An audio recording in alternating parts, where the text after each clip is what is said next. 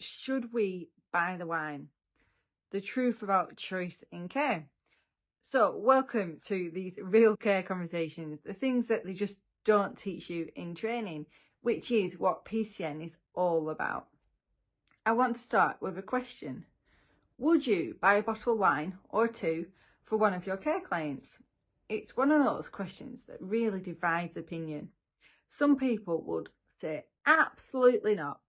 Others would say, well, it depends. But what if that client has capacity? What if they've had alcohol dependency for years? What if they're approaching the end of their life? So today, I want to have a conversation about something we don't talk about enough in care.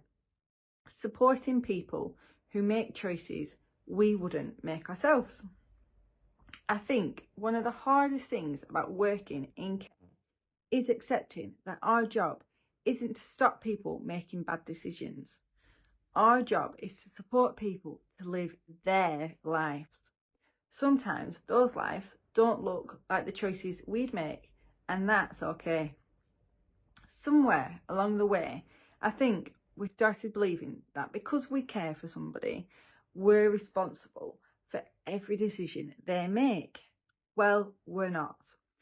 If somebody has the mental capacity to make a decision, they have the right to make it, even if everyone around them thinks that that's a bad idea.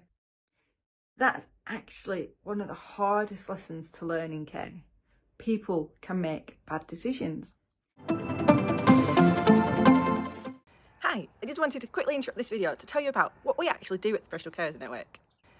If you're a care worker who wants better support, better standards and to be able to deliver better care, then you'll probably feel right at home inside the Professional Carers Network. It's a private community of brilliant carers from all over the UK. It's a safe space to connect, hang out, learn and share with like-minded people. There's also a classroom where you can learn all things business and care, a members map so you can find people local to you, and live events. Not to mention loads of other perks such as complimentary business insurance and free access to over 30 certified care training courses. There's no algorithms, no ads, no gimmicks, just real carers supporting each other and cheering each other on. We are the fastest growing self-employed care network in the UK and the only one run by people who actually do the job. We do as we teach, so this isn't theory, it's real in the ditches what works strategies. We are showing the world how amazing care can be for all involved when you use the right business model. So if you're an amazing carer, then we want you. Scan your QR code on the screen or click in the link in the description and come and join us. And I'll see you inside. Now, back to your video. A great example here is alcohol. Don't get me wrong, I enjoy a glass of wine or a gin, and I'm not against drinking alcohol, but sometimes a glass becomes a bottle. And I've supported people who have alcohol dependency, and I've supported people where alcohol has just been part of their daily life for decades. Sometimes they're approaching end of their life. Sometimes it's the only thing that brings them some normalness to like a withering life. Sometimes they've made it very clear, this is how I choose to live. And whilst that can feel uncomfortable, we have to separate our values from their rights. Now, before anyone misunderstands me, this doesn't mean we ignore safeguarding. It doesn't mean we ignore risk. It doesn't mean we encourage harmful behaviour. Our role is to still reduce risk where we can, and to provide information, and to document concerns, to escalate where appropriate. But if somebody has capacity, we don't simply take away their right to choose. This isn't just about alcohol. There's loads of examples you come across in care. Think about somebody who smokes. I've worked with people who have like end stages of COPD and they can't have oxygen at their own home because they smoke. Or think about somebody who refuses to take medication. Somebody who eats chocolate despite having diabetes, somebody who doesn't want to wash, somebody who refuses carers altogether. These situations happen every single day. And person-led care isn't just about supporting the choices we agree with.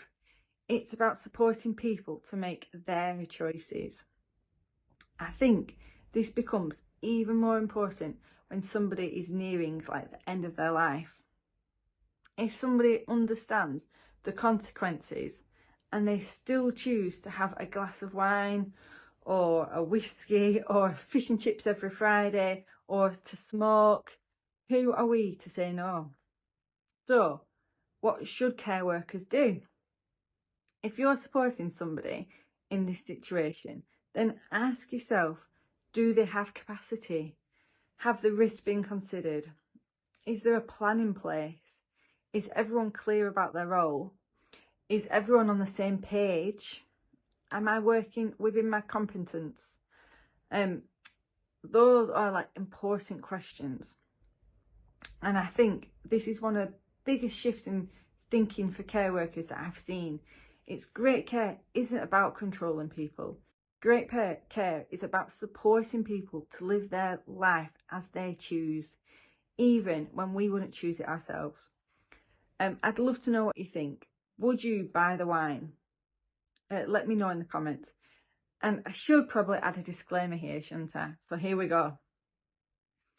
Every situation is different. This video isn't legal or clinical advice. Decisions about care should always take into account the individual circumstances, mental capacity, safeguarding, responsibilities, care plans and local policies where relevant.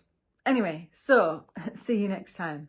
And for those that have like sort of been watching sort of astutely, would you like to just see Ernie? We've got a helper dog today. Okay, thanks Ernie.